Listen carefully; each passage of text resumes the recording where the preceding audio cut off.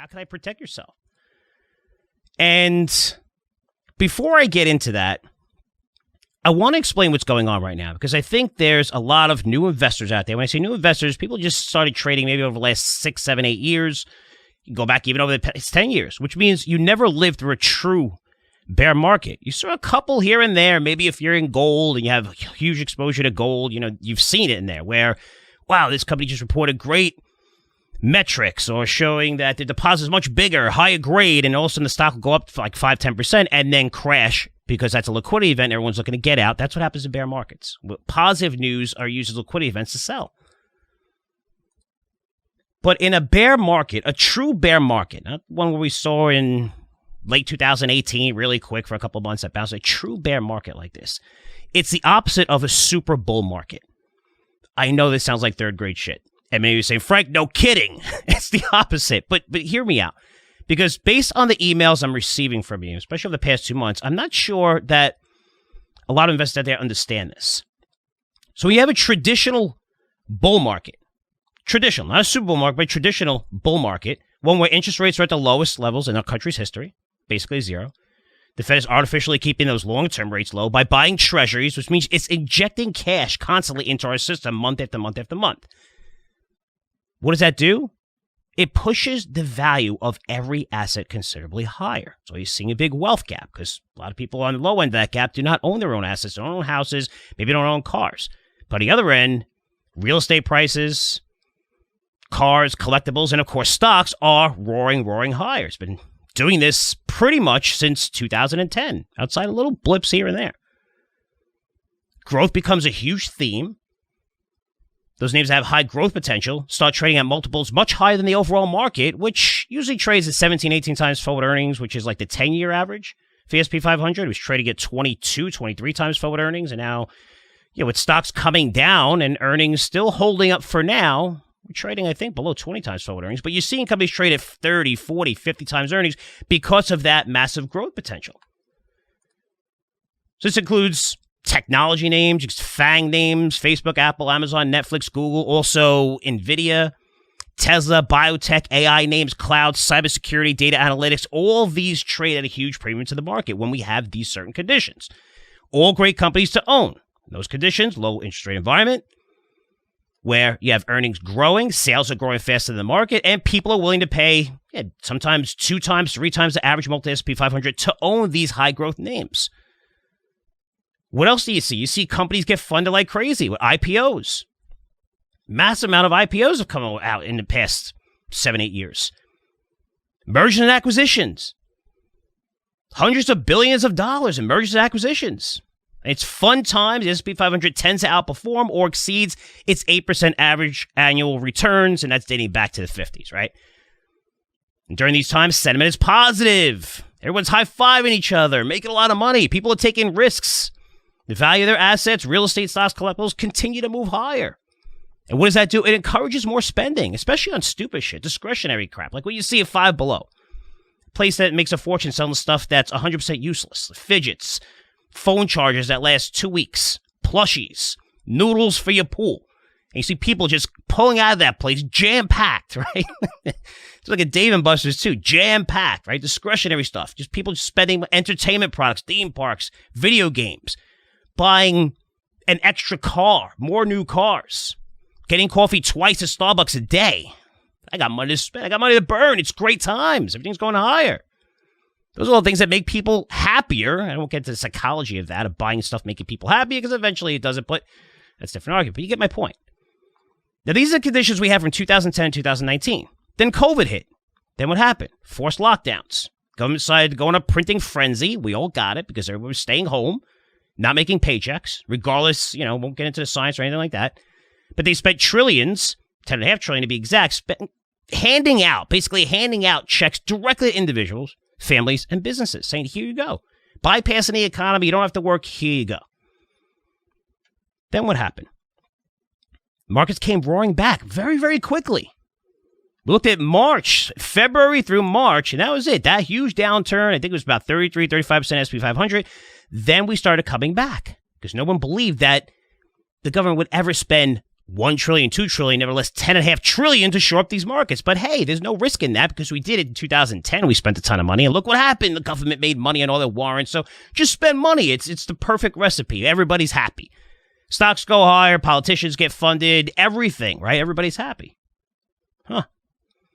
So this is going through early 2021. Now, 2021, our government decided to keep rates low, continue to keep them at historical lows.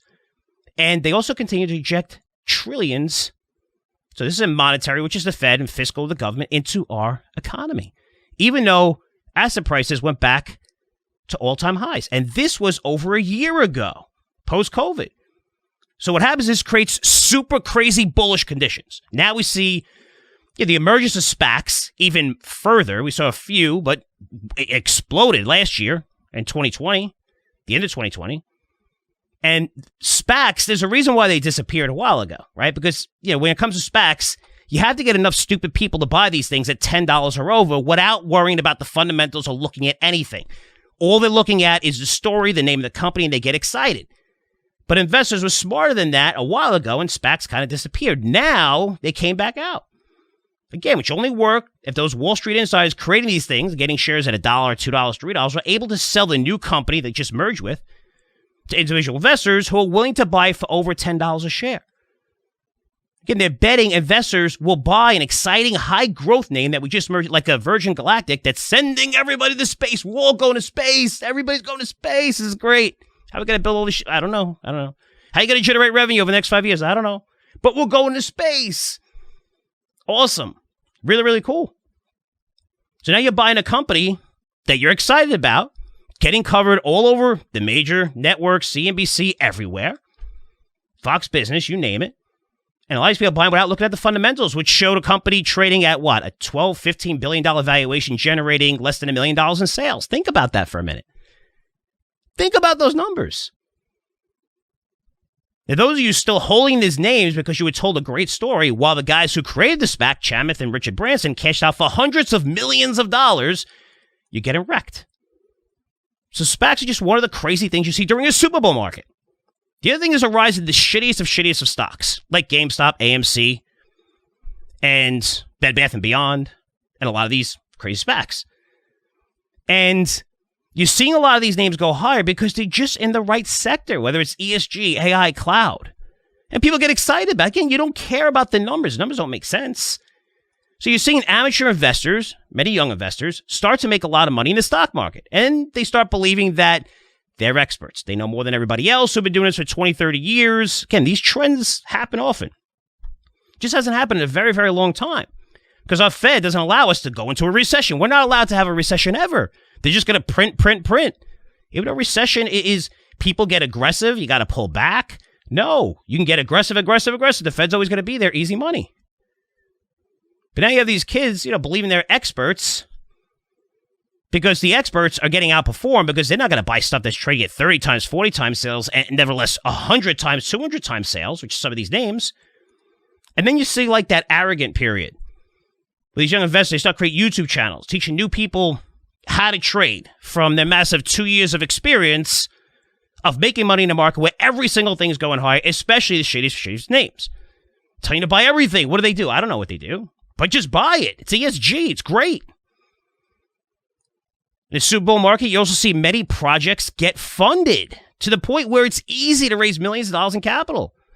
The only thing you need is a good idea that's in the right growth market, and this idea could be written on a cocktail napkin, which is a white paper, and you're able to raise over $10 million. And you're able to raise this money, which nobody sees. Hey, they just raised $10 million. Well, sometimes that's giving dirt cheap stock away to Wall Street guys or a hedge fund that also includes warrants that they're able to get out of almost immediately. So they don't care. There's no risk to them. They don't care about the business model. They don't care if this is successful. They know that they're going to get out at a massive 3, 4, 5x gain without taking on any risk.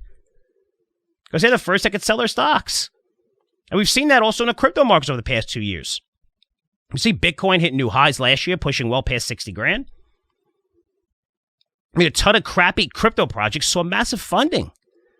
And looking at 2021, more money was raised in crypto that year than every year before it combined, to the tune of $38 billion. Yes, I need to sip my coffee to get through the rest of this. So, in a Super Bull market, like we've had over the past 2 years post-COVID, everyone is making money. Everybody's high-fiving, everyone's happy. And the worse investor you are, the less you know about stocks, the more money you're going to make. Because when you have a Super Bowl market, the crappiest stuff goes up much, much more than the really good names. The industry leaders, Starbucks, Walmart, United Health Group, Cigna.